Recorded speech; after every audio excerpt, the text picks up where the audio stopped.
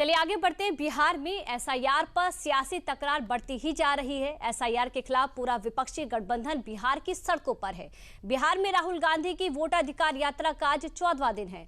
राहुल गांधी खुद को लीडर की भूमिका में देख रहे हैं और उनके साथ तेजस्वी यादव कदम ताल मिला रहे हैं, लेकिन आज उस फहरिस्त में सपा अध्यक्ष अखिलेश यादव का भी नाम जुड़ गया है।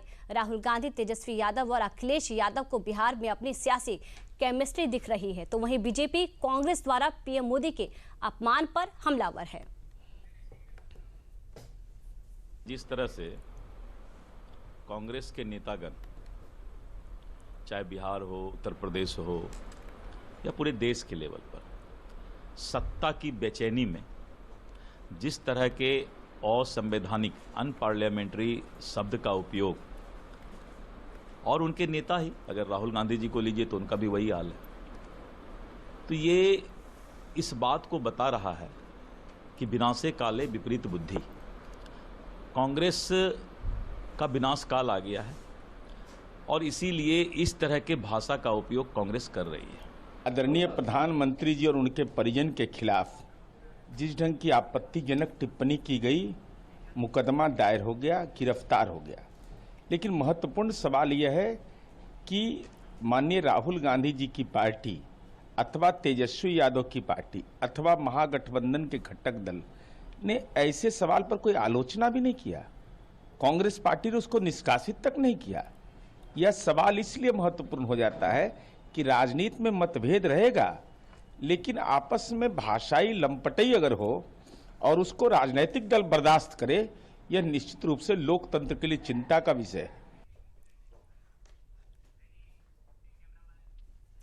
तो देखिए आप किस तरह से एसआईआर पर जो बवाल है वो छिड़ा हुआ है, और इसी पर चर्चा करने के लिए हमारे साथ दो मेहमान भी जुड़ चुके हैं।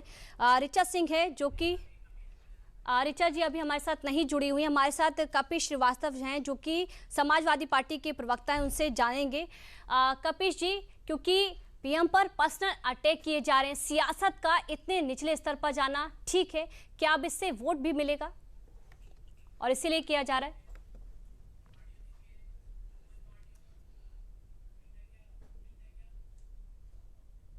गालियां, इस तरह के अपशब्द को अच्छा नहीं कह सकता है, और ये खास करके हम लोग जैसी पार्टी जो कि भारत के संविधान को अपना आत्मसात करके चलती है, अपना गीता और कुरान मानती, अगर किसी ने इस तरीके की गालियां दी हैं तो वो हरगिज नाकाबिले बर्दाश्त है, और जो भी उसका कानून सक्षम हो, कानूनी कार्रवाई होनी चाहिए। लेकिन उसकी आड़ में अगर आप बाकायदा जो है अनलॉफुल एक्ट करें, आप पत्थरबाजी करें, आप 307 करें, आप लोगों के सर फोड़ें, तो ये भी कहीं से सराहनीय कार्य नहीं।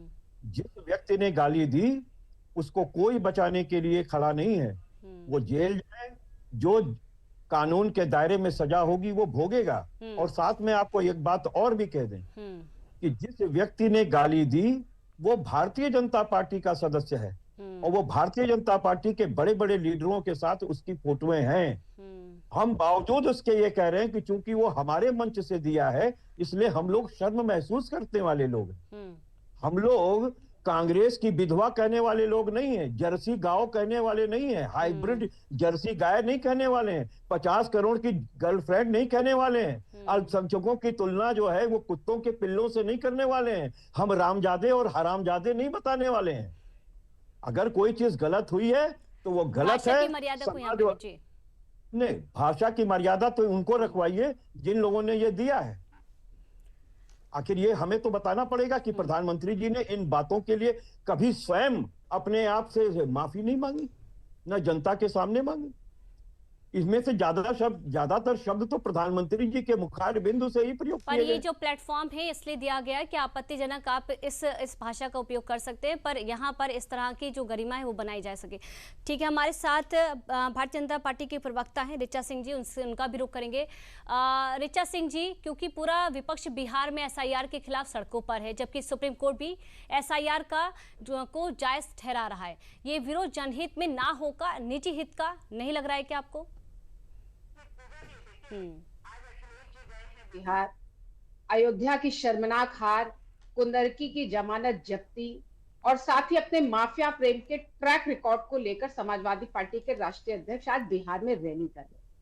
और जनता देख रही है बिहार की कि इंडी गठबंधन जो तथाकथित बना हुआ है समाजवादी पार्टी और कांग्रेस पार्टी का, ये अपनी होने वाली हार से इस कदर बौखला गए हैं कि इनको जब प्रधानमंत्री मोदी जी से मुद्दों पर नहीं लड़ पा रहे हैं तो उनकी दिवंगत माता जी जो गोलोकवासी हो गई हैं, उनके लिए अपशब्दों का और गालियों का प्रयोग कर रहे हैं। ये वही बिहार की धरती है जो माता सीता के जन्म की धरती है, जहां सनातन की उद्घोषणा है कि जननी जन्मभूमिश स्वर्गादपि गरिसी, माता और धरती स्वर्ग से भी बढ़कर है। लेकिन वहां की धरती पर खड़े होकर जिस तरीके से कांग्रेस और समाजवादी पार्टी के नेता माननीय प्रधानमंत्री जी की माता जी के लिए अपशब्दों का प्रयोग कर रहे हैं, जनता इसको देख रही है और सवाल कर रही है पूजा जी कि जब ये सत्ता में नहीं है तो ये प्रधानमंत्री की माता जी को नहीं छोड़ रहे हैं जो दिवंगत हो चुकी हैं, तो अगर ये सत्ता में आ गए तो बिहार की महिलाएं असुरक्षित हो जाएंगी।